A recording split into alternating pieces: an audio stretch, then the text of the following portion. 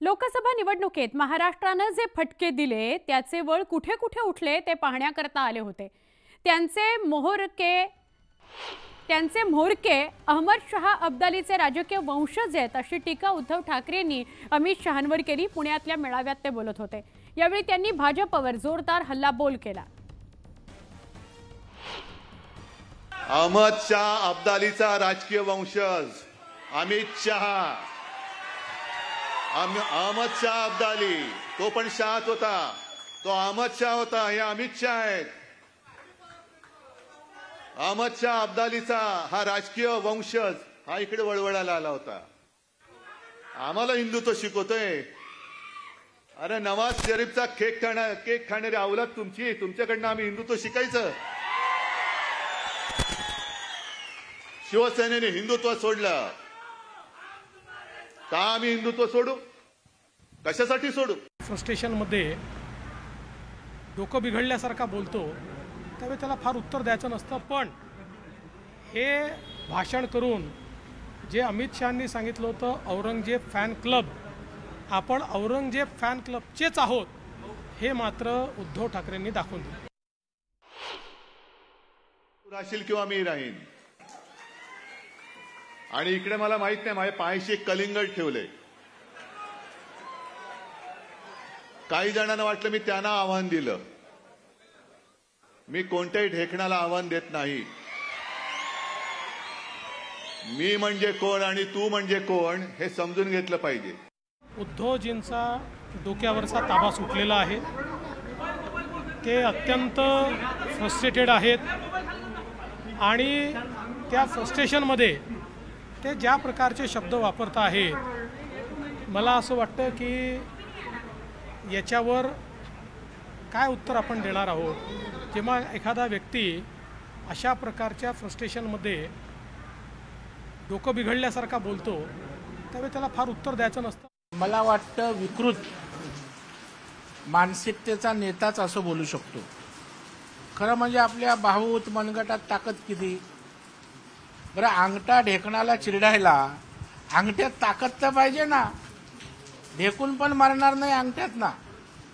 त्याच्यामुळे आपल्या राजकीय शक्तीचा पण अंदाज घेत नाहीत आणि त्या ठिकाणी मोठ्या मोठ्या तोंडाच्या वाफा जे आपण म्हणतो ते काढण्याचा उद्धव साहेबांचा प्रयत्न आहे। बाळासाहेबांची जी ताकद होती ती ताकद आता तुमच्या सोबत नाहीये, ती एकनाथरावजी शिंदे साहेबांसोबत आहे। त्याच्यामुळे तुम्ही ढेकण काय साधी मुंगी पण मारू शकत नाही। करता आम्ही काय म्हटलं तर लगेच त्यांनी हिंदुत्व सोडलं। मग आणखीन त्यांनी एक शब्द काढलाय, ते हिंदू मुसलमान मुला मुलीचं लग्न झालं आणि काय झालं की लव जिहाद। मग तसं मी म्हणतोय, तुम्ही बेशरमपणाने तुमच्या सत्तेसाठी सरकारमधनं माणसं फोडताय, पक्ष फोडताय, पक्ष चोरताय। कोणत्याही पक्षाच्या जाहीरनाम्यामध्ये मुसलमानांसाठी काही जर का असेल तरी देखील तुम्ही त्यांना जवळ करताय आणि आम्ही आमचं हिंदुत्व जे काय आहे ते सांगितल्यानंतर मुसलमान आमच्या सोबत असतील तर आम्ही औरंगजेबाचे फॅन क्लब। मग तुमचं जे काय चाललंय हा सत्ता जिहाद नाहीये। ज्या काँग्रेसनं स्वातंत्र्यवीर सावरकर असतील, हिंदुत्वासाठी काम करणारे युगपुरुष असतील, त्यांचा वारंवार अपमान केला, त्या काँग्रेसच्या मांडीला मांडी लावून कोण बसलं? उद्धव ठाकरे। शरद पवारांच्या मांडीला मांडी लावून कोण बसलं? मग तो सत्ता जिहाद नव्हता का? बरं, तो जिहाद असल्याचं स्पष्टही झालं। ज्या वेळेला तुमच्या मिरवणुका निघत होत्या त्यावेळेला हे जिहादी झेंडे, हिरवा सुळसुळाट त्या ठिकाणी दिसत होता। संसद भवनही गळते। हे जे नवीन संसद भवन आहे ते ज्यांनी बांधलं तोच कॉन्ट्रॅक्टर या नदी बुजवण्याचं काम करतोय, ही माझी माहिती आहे। हा गुजरातचाच आहे, औरंगजेबाच्याच राज्यात जन्मलेला आहे। कॉन्ट्रॅक्टर माझा लाडका, हे कॉन्ट्रॅक्टर सुद्धा त्यांना सांगतोय जरा 3 महिने थांबवा, नंतर तुमचा सुद्धा हिशोब चुकता केल्याशिवाय राहणार नाही। ज्या काँग्रेसनं स्वातंत्र्यवीर सावरकर असतील,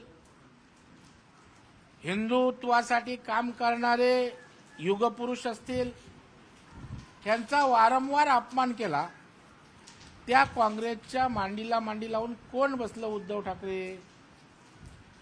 शरद पवारांच्या मांडीला मांडी लावून कोण बसलं?